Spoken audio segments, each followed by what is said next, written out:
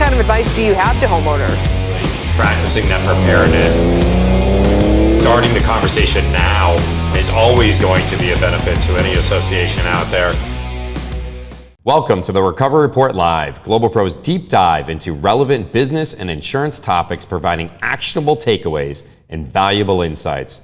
We aim to update, educate, and inform you weekly. I'm Dan Odess, president of Global Pro, where we manage risk to recovery. For more than a decade, we have represented the interests of thousands of community associations and business owners in the placement of insurance and the recovery from more than $1 billion in damages. We are your source for insurance news you can use. Right now, there are a number of claims handling practices that are leading to substantial claim delays and denials. The combination of major events like the pandemic and hurricanes are compounding the issues.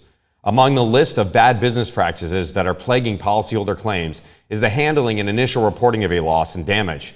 Typically, a lay policyholder calls, meets a nice professional representative that is largely reading from a script, and the policyholder quickly responds to questions. Unfortunately, the questions are most often never intended to establish grounds for payment. In fact, we find that most of the questions are premature and frequently irrelevant. By way of example, many business owners quickly reported claims for losses caused by the pandemic, but may have been unaware of the complex policy coverage issues they were facing. In many instances, we have found that the insured was led to believe that they may not have suffered physical damage, despite the simple facts and established precedent that supports coverage for physical and economic losses. The fact is, most insureds still cannot physically access their property or place of business, and their clientele has physically stopped showing up. Next time you speak with an insurance company representative handling your claim, ask them if they have a copy of the policy. You'll be surprised to learn that most of them don't even have access to it. So how do they know what's covered or excluded? It has been our experience that the people signing the letters denying business owner claims most often don't even have access to the policy. Think about this. If your insurer has failed to conduct a physical inspection of your business or even denied your claim without first inspecting, contact us immediately. Let us help you with your loss and damage. And remember, the first 72 hours following any loss is extremely important. Never act as if you are the expert, and don't assume the full extent of your damages. Qualify your statements by simply saying your investigation is ongoing or that you will get back to them if you obtain additional information. If you don't know the answer, then you don't know the answer at this time. In next week's episode of the Recovery Report Live, we are going to take you through some important words and terms you should use or avoid next time you experience a loss. Last week, we touched on potential issues arising from Hurricane Isaias claims. This week, we learned that the storm is projected to have caused $4 billion in damages in the U.S. and $200 million in the Caribbean. This makes Hurricane Isaias the most costly event to occur this year, aside from the accruing damages from the pandemic. Our guest this week knows a lot about the insurance market and the potential impact of these events. Joe Knapp is a Florida native that has been leading Brown & Brown Insurance as a senior vice president for more than 24 years and has over 37 years of experience in the insurance industry. Joe is a fellow proud graduate of the Florida State University, so go Noles. Joe's knowledge and experience have earned him the highest and most prestigious industry awards. I've had the pleasure of working with Joe and countless mutual clients through some of the good and tough times. Joe and I regularly speak about challenges in the marketplace, sharing in each other's experience and advice. So I'm excited to have you with us today, Joe. Thank you so much for taking the time to join us. Thanks, Dan. Good to see you. There are so many issues to talk about, so let's try to stay focused on the markets and expectations. It's been anyone's guess where we will end up in 2020. But, and there's a big but, what do you think was, and this is thinking about 2020, leading into 2020, what was the biggest change in the property insurance industry in 2020? So what a lot of people don't realize is we go by, especially in South Florida, when we had an Andrew or a Wilma and a huge hurricane event that caused the rates to go up, more than ever, we're linked worldwide. So we just wrapped up, Dan, the costliest decade on record for insurable losses from 2010 to 2020, a return of $60 billion in loss. And this is all a function of reinsurance. Reinsurance, the cost of reinsurance, all insurance companies buy insurance of themselves, reinsurance, and quite simply, it got dried up, and they have to raise rates to raise more money. We really thought as brokers the market would have moved sooner 3 or 4 years ago, but there were so many new carriers and programs that were in competition trying to get their share of the pie that it took a little while. That's why such a dramatic jump last year. It was just time for the rates to be where they are. If you look at 10 years back to even now, the rates still are about 30 to 40% of what they were after Wilma. So 2020 was the big jump. We do believe that, so we'll leave it at that. So that was a big jump. For 2021, we believe the rates are going to continue to go up. We don't think, depending on the individual association and the situation, it'll be the same jump. It just depends on a lot of mitigating factors. But that's why it went up so much in 2020. So speaking of 2021, so we saw what happened in 2020, as we go into this, but no one really anticipated a pandemic and the active hurricane season quite like what it is. In fact, we just, as we reported in our Recover Report last week, there is an increase in prediction for this year occurring mid-season. So looking forward to 2021, going beyond insurance rates, are there any other big changes that you're expecting? Yes, I think some of the new hot buttons besides rates going up that we have to look at is obviously two products that are particularly near and dear to my heart. One is cyber liability. Cyber liability is a growing concern. More and more, all of our systems, all of our businesses are obviously handled remotely and through computer systems. So it's important to have a cyber policy for a number of reasons. It catches the person that hacked the system. It protects the association or the client from damage done to the system. And there can be personal injury liability or financial loss through cyber liability. The other product that we have been selling is prepaid legal. We use the Bold product. So in the event, Dan, an insurance carrier denies a claim for any reason, including COVID, these policies give you unlimited defense costs with no deductible. So cyber liability and prepaid legal are two of the new products that we've been offering our clients. And what do you, as far as cost for some associations here, especially let's keep it local market in the South Florida region, what are they looking to spend on something like this legal defense coverage? Well, both policies, the Bold and cyber, would be less than $5,000 for both, depending on the association. So, and all things equal, right? You're looking at property coverage and general liability. This is a very small amount of money for a significant amount of coverage, I would assume. Absolutely, yeah. The cyber liability comes with an automatic limit of $1 million in coverage, and the Bold again is unlimited defense costs. So I don't think I have a client that has turned it down that we've offered it to so far. So there was a lot of talk about rates, and you just touched on two really important coverages that I don't think a lot of associations took into consideration in years prior.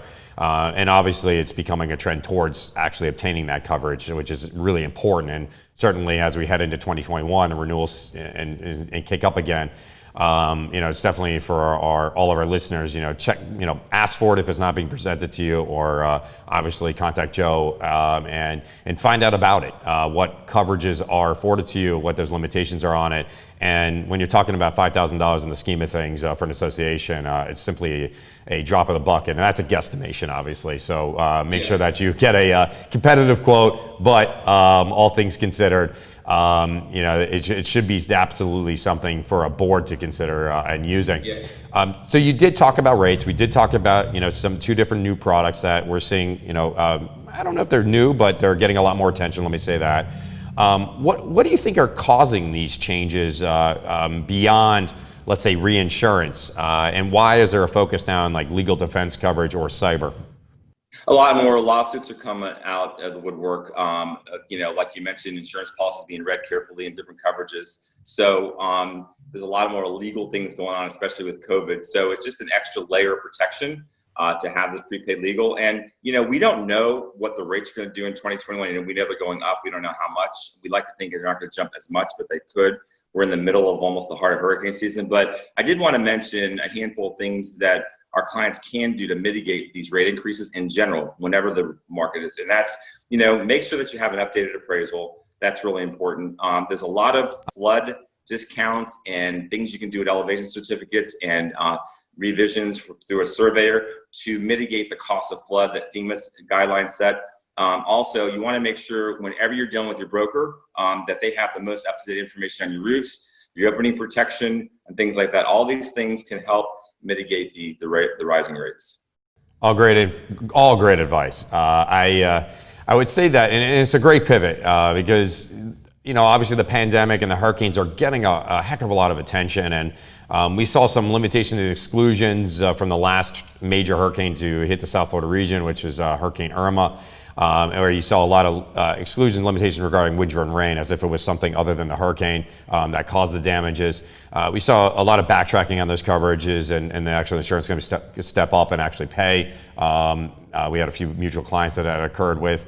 So although these exclusions should not apply to nearly all their claims, are there any trends for community associations heading into obviously the second half of 2020? And 2021, where we're just coming off a very insane year with plenty of loss and damage to report on.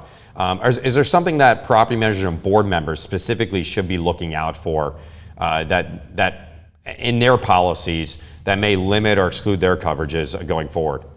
The main thing is to have that updated appraisal because it lists all the components of coverage. Obviously, you want to have wind-driven rain. You mentioned that, but the appraisal is key when you're going to underwrite the property insurance. And I think that's something that I think is undervalued. I think people don't realize how important that appraisal can be because frequently, as we have seen when working together, is that these appraisals at times may be inaccurate if they're done and are not updated with what is currently at the property. Not to say that they misreported something, it's just that they have not been updated, so they don't have the correct information. And you may have replaced your windows and your roofs, especially if you did suffer damage from an event like Irma and you got a recovery, did a major project, and here you are with new windows and roofs, and you're afraid of an increase in premiums because you think that appraisal is going to increase the value of your property. But we had an opportunity to talk a little bit about that. Why don't you let's tell our listeners about what you're seeing with those appraisals nowadays and how they may actually benefit from a new updated appraisal.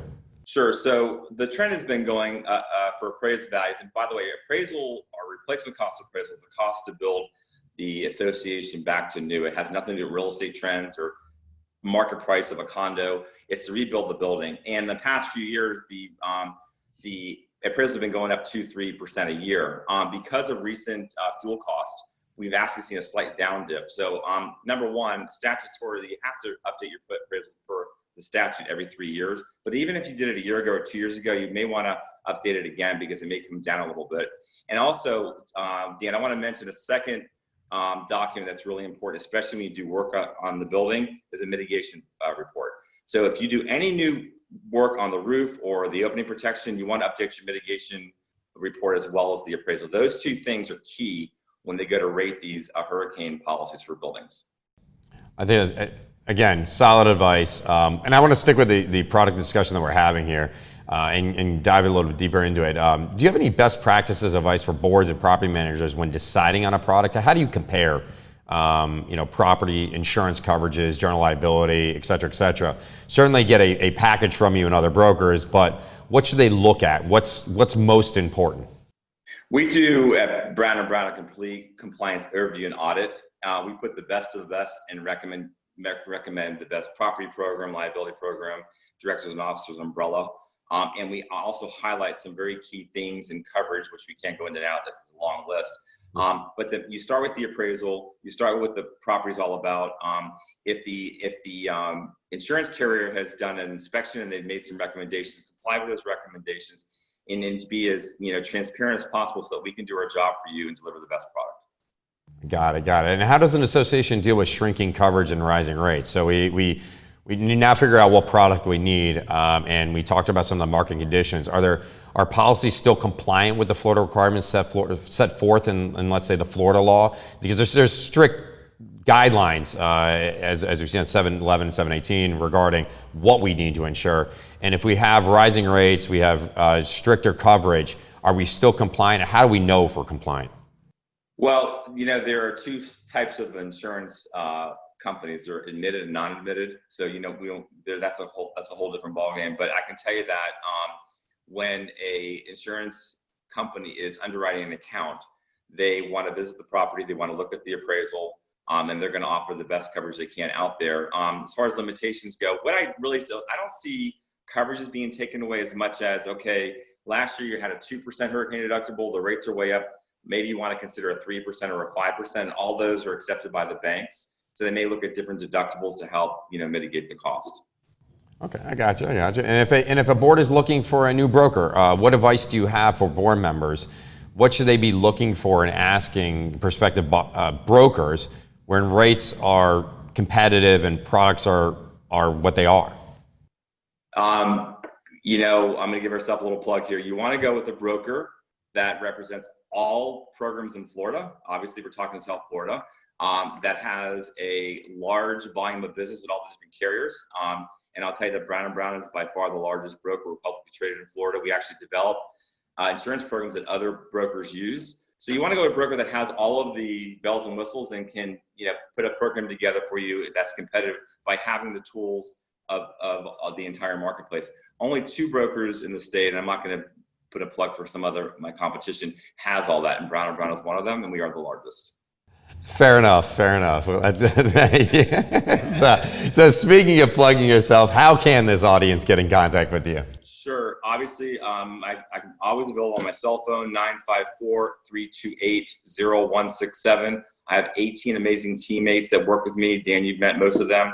And my email address is jknapp@bbfortlaw.com.